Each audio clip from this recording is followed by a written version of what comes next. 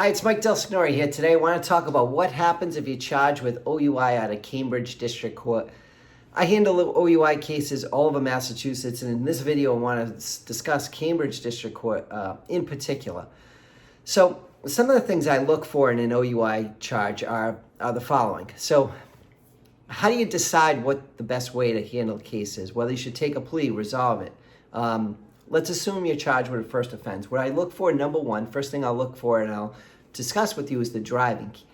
How serious is the driving infraction? Is it a major infraction? Did you get into an accident? Are people calling 911 on you? Are these people likely to testify? Did you cross the marked lanes? And if you crossed the marked lanes, was it once, twice? What was the significance of it? Because people cross the marked lanes all the time. Doesn't mean you're under the influence of alcohol. So we want to look at the driving and see, can we minimize it?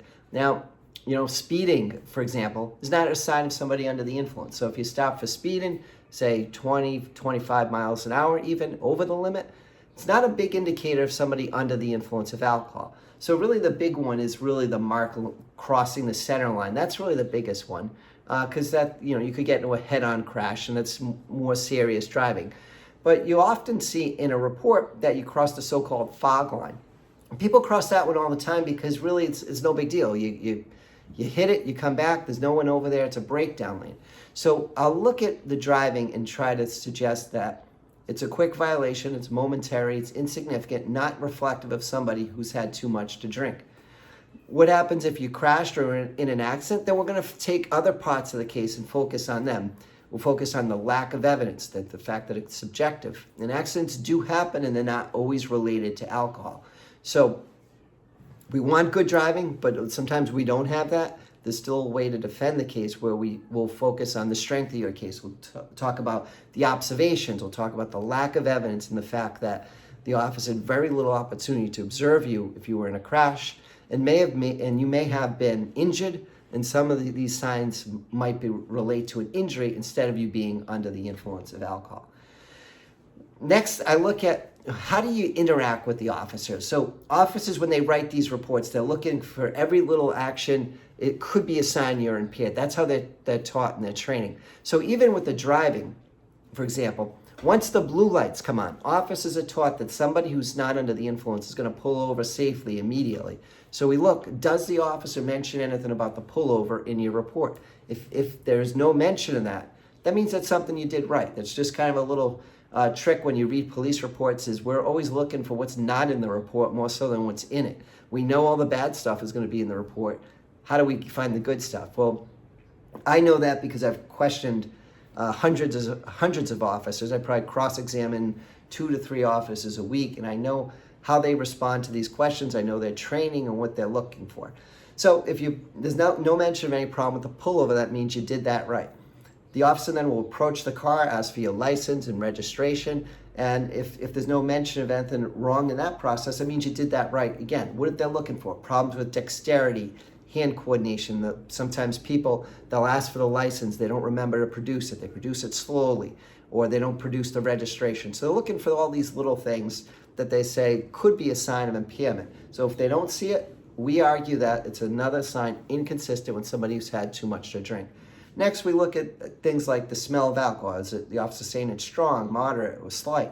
Moderate odor, that's consistent with someone who hasn't had too much to drink and drank socially. What did you say in terms of admissions? So did you make any admission to how much you had to drink? Often, people's going to say they had 2 drinks, 2 beers, 2 glasses of wine.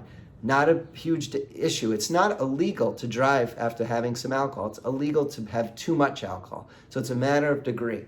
So we're going to be taking all these signs to say that really it doesn't seem like someone impaired. It seems like someone who drank socially.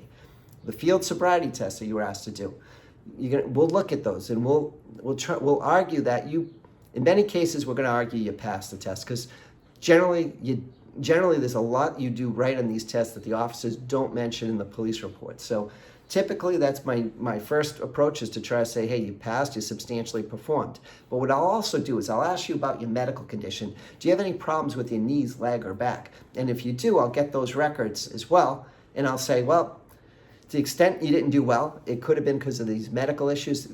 to the extent you did, I'm saying you passed anyway, you would have done better had it been for these medical issues. So these medical issues show that despite these problems, you still nailed these exercises, and they're not indicative of someone who's had too much to drink.